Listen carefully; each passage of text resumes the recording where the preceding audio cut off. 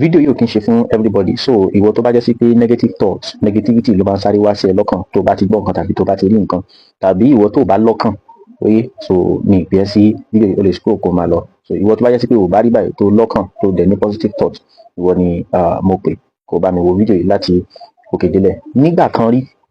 mo ti ìgbà kan wà nínú Islam, mo dẹ̀ jẹ́ ẹ̀dá kan tí mo fẹ́ràn peace gan, mo dẹ̀ fẹ́ràn ìfẹ́, kífẹ́ wà, kí peace dẹ̀ wà, ìfọkànbalẹ̀ kó wà ní agbègbè ibi tí mo bá wà, mo nífẹ̀ẹ́ rẹ̀ gan. Kódà débi wípé tí aburú kan bá ṣẹlẹ̀ sí ẹnìkan, mo máa ń tilẹ̀kùn mọ́rí sínú ilé tó jẹ́ sí pé mo lè má lè jẹun tàbí kí n máa dá sunkún tàbí kí n dá wà, màá kàn tilẹ̀kùn mọ́rí èmi nìkan, mi ò ní jáde. Ó máa títú àtọ́jọ́ náà mo lè má wà active tí n bá gbọ́ pé aburú ṣẹlẹ̀, especially nígbà tí àwọn aburú Boko Haram àti àwọn bíndìtì tó bẹ̀rẹ̀ sí ní ṣe kíni tó bẹ̀rẹ̀ sí ní peléke. Tá bá dẹ̀ sọ̀rọ̀ nípa aburú Boko Haram àti àwọn bíndìtì náà báyìí sìn, ó máa ti máa tó bí 15 years tí mi bá ṣe mistake tó ti bẹ̀rẹ̀ sí ní wúyẹ́wúyẹ́ wá, tó ti bẹ̀rẹ̀ sí ní ṣẹlẹ̀ nílùú Nàìjíríà yìí. Bẹ́ẹ̀ dẹ̀rẹ́ àwọn ogun Boko Haram àti bíndìtì náà ní nǹkan tó gbajúmọ̀ jù nínú nǹkan tí Nàìjíríà ti ń kojú láti nǹkan bí 15 years sẹ́yìn.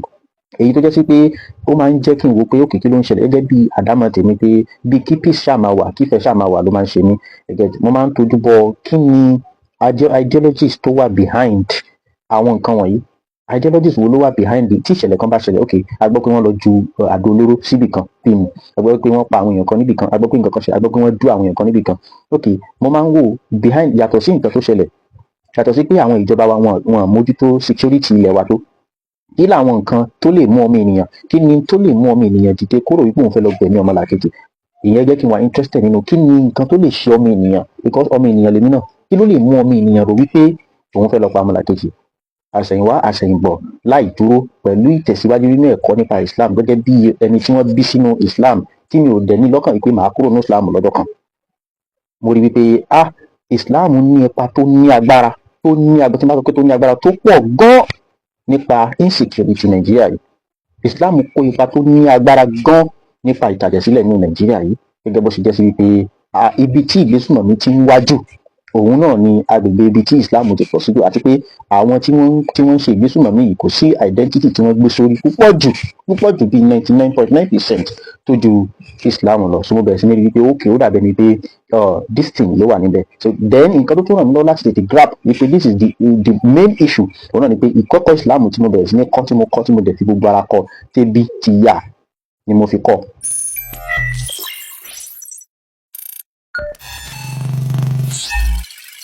Lẹ́yìn ìgbà tí mo ti fìdí ẹ̀ múlẹ̀ nínú ọkàn mi látara kíkọ́ ẹ̀kọ́ tó yè koro nípa Islam, léyìí tó yẹ sí pé nígbà tí mo fi wà lẹ́nu ẹ̀ mi ò fi ṣeré rárá, tí mo dẹ̀ ti rí wípé tá a bá ń sọ̀rọ̀ nípa percentage tí Islam kó nípa àìlálàáfíà Nàìjíríà tá a wà lọ́wọ́ báyìí, ipa tí ò kéré, percentage tí ò kéré rárá ni. Tí mo dẹ̀ rí wípé àwọn tí wọ́n pera wọn ní àfáà kan jọmọ Yorùbá, wọ́n ń ṣe ìgbìyànjú lójú méjèèjì lọ́sàn-án lóru láti fi ìdí Islam lọ́lẹ̀ náà ní South nílẹ̀ Yorùbá níbà yìí ní West gẹ́gẹ́ bí ó ti ṣe rí ní North náà. Léyìí tó lè jẹ́ sí pé àti làákàyè mi àti gbogbo nǹkan tí mo ti mọ̀ ló ń sọ fún mi pé nǹkan wọ̀nyí kò yẹ kó rí bẹ́ẹ̀, because n tó bá yé àwọn kan jẹ́ òun náà làwọn àáfàá wa tá à ń wò gẹ́gẹ́ bí aṣíwájú ni wọ́n ń gbìyànjú lọ́sàn-án lóru láti fìdí ẹ̀ lọ́lẹ̀ yìí. Wọ́n á kó wa lọ sí mọ́sálásí kan, wọ́n á há wọn tíra kékeré kan lé wa lọ́wọ́, tíra Muhammadu bin Abdul Wahab tó ń sọ pé ẹni tó bá ṣe kíní kan ó ti di kèfèrí, ẹni tó bá ṣe kíní kan ó ti di kèfèrí, ẹni tó bá ṣe kíní kan kó tìlà wọ́n pa, ẹni tó bá ṣe kíní kan kó tìlà ó yẹ kí wọ́n pa ni. Fàtáwà Ibn Taymiyyah lọ lóríṣiríṣi tó máa ṣe sínú ìwé kékeré tí wọ́n máa há lé wa lọ́wọ́, tí wọ́n máa fídíò wa àwọn ìdájọ́ orí burúkú, àwọn ìdájọ́ òfò kún bẹ́ẹ̀ pé ẹni tó bá ṣe kíní kan kó tìlà wọ́n pa, kíní kan yóò tó tí ìbá wọ́n á ní kó túbá, tí ò bá túbá kó tìlà wọ́n pa, kíní kan tó tí ìbá. So wọ́n máa há lé wa lọ́wọ́, wọ́n á dẹ̀ máa ya fídíò wa pé ẹ rí àti kó àwọn èèyàn ní Islam kí wọ́n lè fi gba owó ní Saudi. So oríṣiríṣi nǹkan bẹ́ẹ̀ ló ti mo ti witness dáadáa lójúkorojú tí kì í ṣe ìròyìn tí mo ti dáadáa. So àwọn ti fún tẹ́dọ̀ mi, òdodo inú mi àti nature mi bẹ̀rẹ̀ sí ní dìde wípé kíní yìí kò yẹ kí ó máa lọ báyìí. So mo rí wípé mi ò jẹ́ nǹkan kan, mi ò tó nǹkan kan nínú ayé, ṣùgbọ́n téèyàn náà bá bẹ̀rẹ̀ sí sọ̀rọ̀ ẹ get it. So kí èèyàn mọ ibi tí ọ̀rọ̀ náà lè dé tó bá padà yá. So gbogbo àwọn nǹkan wọ̀nyí ṣàlàjọ sí mi lára, ló fi jẹ́ sí pé later mo padà renounce Islam tí mo sọ pé mi ò ṣe mọ́. Bẹ́ẹ̀ dẹ̀ rí eléyìí lead mi láti máa ṣàlàyé lecture àwọn èèyàn nípa kí ni nǹkan tí Islam jẹ́ nǹkan àti aburú tí Islam ní kọ̀rọ̀ tí ó fẹ́ wá ṣe fún wa.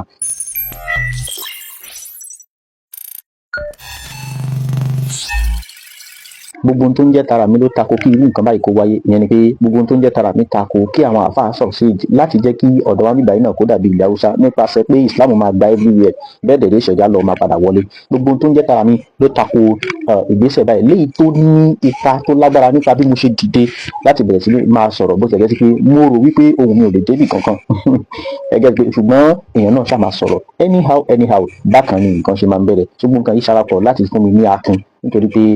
mo jẹ́ nìkan tó nífẹ̀ẹ́ peace gan tí mo dẹ̀ nífẹ̀ẹ́ kí ìfẹ́ kó wà ní àwùjọ ibi tí mo wà tí mo dẹ̀ mọ̀ wípé tí Islam bá bẹ̀rẹ̀ sí ní gbòòrò táwọn àfáà burúkú wọ̀nyí tí wọ́n succeed láti lè fi ìdí Islam lọ́lẹ̀ láti jẹ́ kí Islam kó gba gbogbo ilẹ̀ wa níbí báyìí náà aburú tí èyí tí ara tèmi kọ̀ òun ló padà máa ṣẹlẹ̀ èyí tí mo ti ń rí tí mo ń tilẹ̀kùn mọ́rí nípa ẹ̀ tí mo ń sunkún tí mo ń dá sunkún wípé irú kí ló ń lọ lórílẹ̀ ayé ní orílẹ̀-èdè wa yìí ó tún máa padà máa ṣẹlẹ̀ níṣojú mi báyìí náà so eléyìí ó ṣe mí lákin láti lè pé kí n padà wá jáde kí n máa sọ̀rọ̀ ìbẹ̀rù ẹ̀ pé kó má ṣẹlẹ̀ ṣùgbọ́n at the end mo rí i pé òun náà ló ti padà ń ṣẹlẹ̀ báyìí.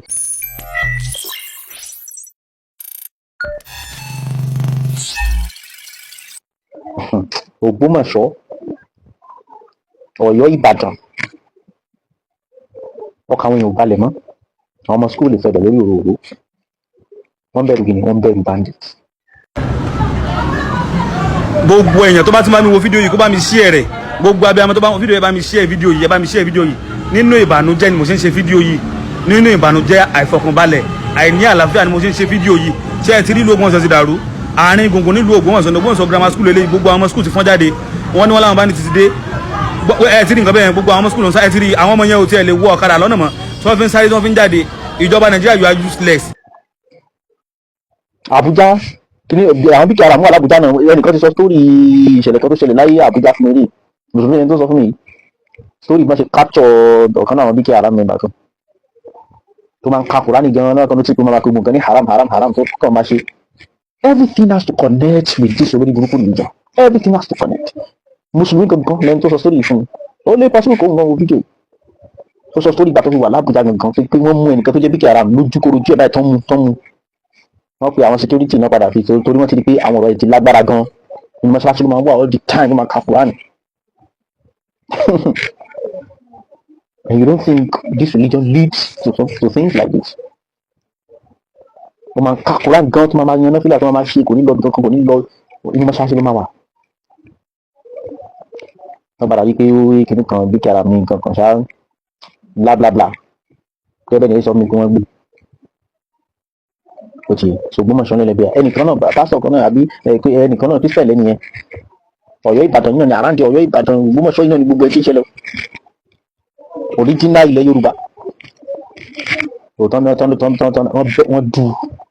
wọ́n ti ń dúnyàn nílẹ̀ Yorùbá wọ́n ti ń dúnyàn ní bandit ti ń dúnyàn nílẹ̀ Yorùbá. Oyedokun M.O. Fly name. I'm a teacher at the community high school, Àwùjọ Ìṣẹ̀lẹ̀.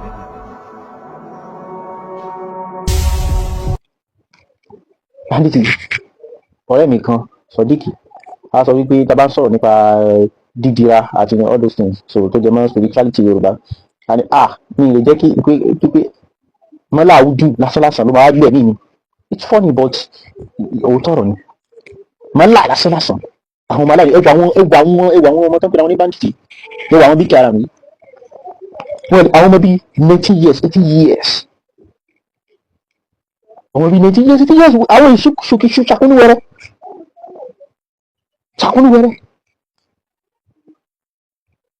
ẹ̀rẹ̀ wà àwọn tó máa ń kó sínú Islam yẹn náà máa rí pé àwọn ọ̀dọ́ ló pọ̀ jù àwọn ọ̀dọ́ nìkan máa ń rọ́ síbẹ̀ àwọn ṣàkúnúwẹrẹ lẹ́ máa rí wọn so a ti gbọ́ ọ̀rẹ́ mi á ní a ti gbọ́ wípé mọ́lá lásánlásán ló dùn mí lọ́rùn okay now I'm getting to where I'm going so gbogbo eléyìí tó ń ṣẹlẹ̀ gẹ́gẹ́ bí irú èèyàn tí mo jẹ́ till now mo ṣe ń bá tu ẹ̀ daily lójoojúmọ́ màá lọ wo kí ló ń ṣẹlẹ̀ I will go to YouTube I will watch everything so then I discover that ó dà pé I still have things to do like abára mi ṣe sọ nígbà kan wípé I have to start talking bẹ́ẹ̀ lára mi ṣe ń sọ sí pé I have to start doing I don't know what to do like let me say I know don't let me say I don't know but how it will be done báwo ló ṣe máa jẹ́ ṣíṣe I don't know yet but I will make a step ẹ jẹ́ kí n create movement you movement màmí tó bá fẹ́ pè àti tó bá fẹ́ abbreviate pátápátá tó bá fẹ́ abbreviate láàbọ̀ you movement Yorùbá unity movement mo tún pè ní OOY òmìnira ọmọ Yorùbá tó mo create mo face àwọn challenges kọ̀ọ̀kan because àwọn èèyàn tí mo need láti fi kájọ kúnra because nǹkan tó ń gbé mi presently ó ti ti dáná lọ and I am ready for anything as you are saying I'm ready for anything mi ì kọ̀ láti kú bó ṣe wò mí níbi tí ọ̀rọ̀ yìí dé dúró yìí mi ì kọ̀ láti kú mi ì kọ̀ láti kú you have to put a stop to these things kò ní wọlé sílẹ̀ Yorùbá ẹ̀yà àfà tó tán àbí òtán tó tán àbí òtán ẹnu la fi ń sọ tẹ́lẹ̀ ó ti di reality mọ́ wa lọ́wọ́ ó ṣe wá di reality yẹn èmi ọdún reality náà ni gbogbo ìta ṣe yí gbogbo ọ̀rọ̀ táà ṣe gbogbo stress táà náà ká tó ṣe fídíò ká tó expose yín fáráyé wípé olórí bú ni yín stress náà ni reality náà ni ṣùgbọ́n we still need more reality and that is what nǹkan tó push mi láti create movement yẹn tí mo pè ní your movement OOY òmìnira ọmọ Yorùbá and I'm standing firm on it this one tí mo ti dálẹ̀ yìí I will make it máa bá a débì kan and one thing about me ni pé nǹkan tí bá ti fẹ́ ṣe I will do it. You understand? I will do it. Ọ̀rọ̀ ń gbénu mi ní ojú wa. Everything ló ń gbénu mi ṣùgbọ́n mi ò ní ká. Àmọ́ gbogbo nǹkan tí n bá lè ṣe tó yàtọ̀ sí ká fẹnu sọ̀rọ̀ lásán gbogbo ẹ̀ ni mo ready láti ṣe. So mi ò wá lè ṣe àfi kí n ní movement that's why I created. Ìwọ tó bá wà interested láti darapọ̀ mọ́ movement yìí ó gbọ́dọ̀ jẹ́ ìwọ tó lọ́kàn. Number one, those are the categories like ẹ̀jẹ̀ kí n ka category àwọn èèyàn kan lè join. Ìdíkà kó ready láti náwó frankly speaking kó ready láti náwó kó ẹ sí pé owó nìwọ lè ná ò lè darapọ̀ ẹ̀sìn láti ká sọ pé bóyá o ò sí Nàìjíríà tó o bá ti sí Nàìjíríà automatically owó ló máa fi dá sí ni because kò sí bóyá o fẹ́ fi bọ́dì dá sí tó bá wà Nàìjíríà so you have to be reachable around ibi o gbọ́dọ̀ jẹ́ sí pé bí tá a ti lè rí ẹ tá a ti lè jọ connect tá a máa rí ra face to face I have plans bí ó ti pẹ́ tí mo ti sun oorun kan tó nítumọ̀ ó ti pẹ́ tí mo ti sun oorun kan tó nítumọ̀ báyìí bí ẹyẹ ni mò ń sùn bí ẹyẹ ọkàn mi wà bẹ́ẹ̀ ni bọ́kàn mi ṣe wà bẹ́ẹ̀ nígbà náà tí mo fi dìde pé I have to be talking I have to start talking bẹ́ẹ̀ náà lọkàn mi tún wà bẹ́ẹ̀ pé no like I have to be upgraded mo láti upgrade ẹnu nìkan ò tó mú you have to work you have to ṣiṣẹ́ tọ̀ so o ní láti ready tó bá fẹ́ darapọ̀ tó lẹ́nu mi ṣe message anybody on my WhatsApp I have people mi message ẹni kankan mo ṣe sọ ní public báyìí mi ìbá tó mọ́làkejì jẹ́ mi ìdá nǹkankan rú àlàáfíà náà ni torí ẹ̀ mo ṣe sọ ń bẹ̀rẹ̀ wípé ìwọ tó bá tètè máa ní negative thoughts because I will make it clear to you it will be like let me quickly let you know that I want to scare you away. You understand? So that ó máa lè ẹni tó bá máa wá bá mi pé òun fẹ́ join ó máa lè jẹ́ sí pé ó máa lè like I want to mo fẹ́ reduce àwọn tó máa message mi so ìyẹn máa mú mi láti jẹ́ kó yẹ wípé it's more of like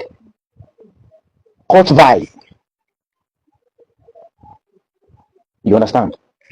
So léyìí tẹ́mi ò lè tú sí ẹgbẹ́ òkùnkùn nítorí kìí ṣe gbogbo court ẹgbẹ́ òkùnkùn so o get it so mo ti sún ẹ sẹ́yìn báyìí. So ìwọ tó bá fẹ́ darapọ̀ tó fẹ́ jẹ́ ká ní ìfọwọ́sowọ́pọ̀ nílẹ̀ Yorùbá yìí kí aburú tó yí wá káì ká bẹ̀rẹ̀ láti ibìkan we are small in number we are like minority ni wa but we should start from somewhere a gbọ́dọ̀ bẹ̀rẹ̀ láti ibìkan a gbọ́dọ̀ ìjọba kan tó máa gbà wá because ìjọba benefit lára ìdánwò tó dé bá wa I can't say èmi ò lè sọ wípé ìjọba 100% náà pa wá but èmi rí bójú tó mi fi wo ni pé ìjọba benefit nínú àdánwò yẹn so if you should stand waiting for a government láti là wá wá bí wa tán lẹ́yọ kọ̀ọ̀kan èmi gẹ́gẹ́ bí ẹnìkan this is my own way and I have started this mo dẹ̀ máa pa àdébì kan this young online offline ó máa débì kan and it will be a big name so àwọn original èèyàn ni mo fẹ́, mi ì fẹ́ rò níbẹ̀. So ló fà tó jẹ́ sí pé mo create group nínú group ni. Ẹ̀yin tẹ́ wà nínú group mi ti yọ̀m, ẹ̀yin lè má mọ̀ pé group mi tún ti wà lẹ́yìn ìgbà yẹn mò ń já yín tán, because àwọn ti ní group tẹ́ máa kọ́kọ́ darapọ̀ mọ́, sí máa fi link yẹn sí comment section, ó ní group tẹ́ máa kọ́kọ́ join. Group yẹn ó láwọn kankan tá a bá máa ṣe ń bẹ̀. Group tí mo bá fi sí yóò lè jóun ní òpin group, ó lè jẹ́ sí pé òun kọ́ ẹ lè má ti mọ̀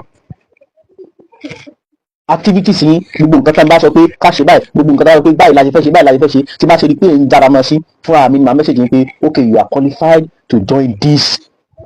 original group where we discuss.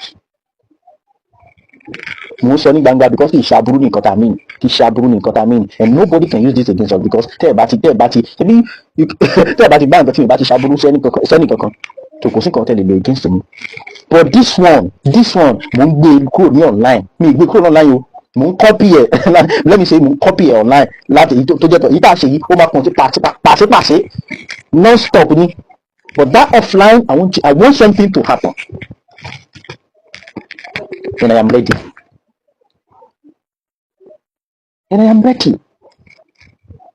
Gbogbo ẹ̀yin tí ẹ sọ pé lágbára,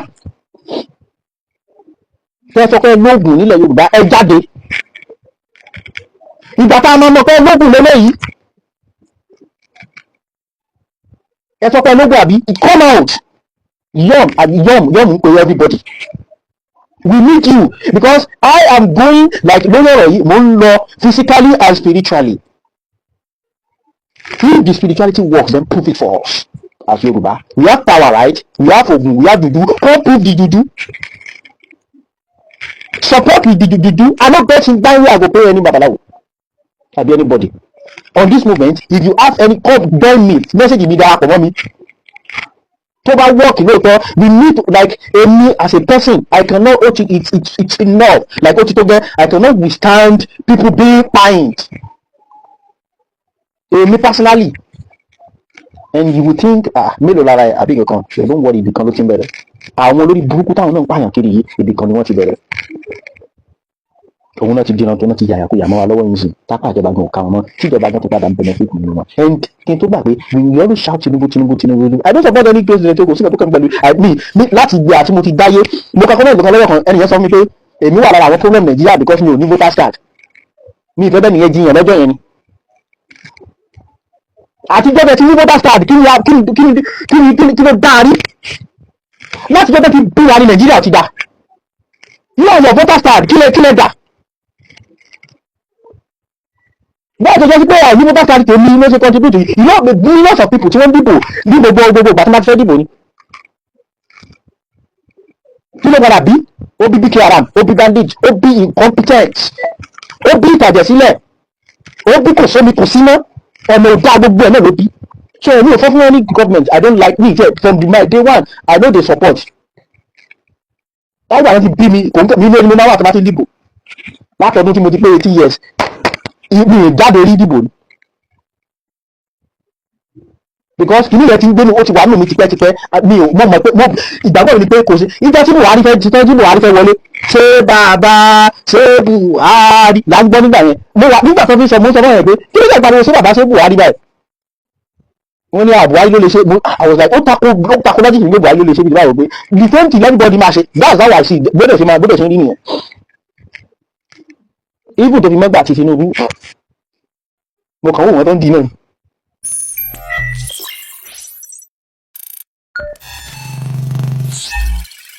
So rẹ mọ sọ à ń pariwo Tinubu but why tá a ṣe máa pariwo àwọn governors wa yìí náà because owó tó táwọn kan mo rò pé kò tiẹ̀ sí like it's like pé kò sí governors it's like pé kò sí governors ní gbogbo state mọ́ because we always shout Tinubu president àní èmi tí ní bí ẹni wípé like the word governor kò tiẹ̀ wá sórí mi mọ́. Àwọn governors wọ̀nyí yìí kí ni wọ́n ń ṣe gan lórí ibi tó kí ni ìwúlò wọn. Okay, ṣé governor maybe you should teach me ṣé governor 100% they are dependent lórí nǹkan tí president bá ti sọ ní àbí alpha I don't get. Okay. Anyway àtijọba benefit o àtijọba benefit o àwa aráàlú la lè gbára wa là, àwa ará ìlú la lè gbára wa là. Gbogbo ohun tó bá dẹ̀ ti ní láti lè fi support kẹ́mu ẹ sọ. So èmi ní side ọ̀dọ̀ tèmi oríṣiríṣi movement ló wà, you understand, oríṣiríṣi ọ̀nà táwọn èèyàn bá ń gbà láti jẹ́ kí gbogbo ọ̀nà yìí kó dáa. You can choose anywhere, but if you are choosing my own side, this is what I'm telling you. If you are choosing to be on my own side, ó fẹ́ di yom, ó fẹ́ darapọ̀ mọ́ wa, ó fẹ́ di you movement, ó fẹ́ darapọ̀ mọ́ wa. Tó o bá ti sí Nàìjíríà rárá, then you have to support financially. Ìyẹn ló máa jẹ́ olórí nǹkan tó máa ṣe. Ó ti yé. So then wàá jẹ́ nìkan tó strong, wàá jẹ́ nìkan tí ò kórìíra ìṣẹ̀ṣe, wàá jẹ́ nìkan tó lọ́kàn, wàá jẹ́ nìkan tí ò láburú lọ́kàn, tí ò fẹ́ kí tọmọlàkejì bàjẹ́, àti bẹ́ẹ̀ bẹ́ẹ̀ lọ. Lè fi ẹ́ sí pé mo lè máa padà sọ behind the scene, kì í ṣe láti bà tẹnìkan kan jẹ́, ṣùgbọ́n this yom has come, ó dẹ̀ máa stand. Other things táwọn yòókù náà bá ń ṣe láti pé kí ilẹ̀ Yorùbá kó má bàjẹ́, ó máa stand, but this yom is mine. And I need people, original people, láti darapọ̀ mi, láti support ọ̀rọ̀. Kí ni agenda mi? Ibo ni mo ń lọ? A máa gbé yín débẹ̀. Ká máa fẹnu ṣe, ká máa fara ṣe. Èmi bí mi ṣe wà yìí, tààkùn náà ni kéèyàn kú,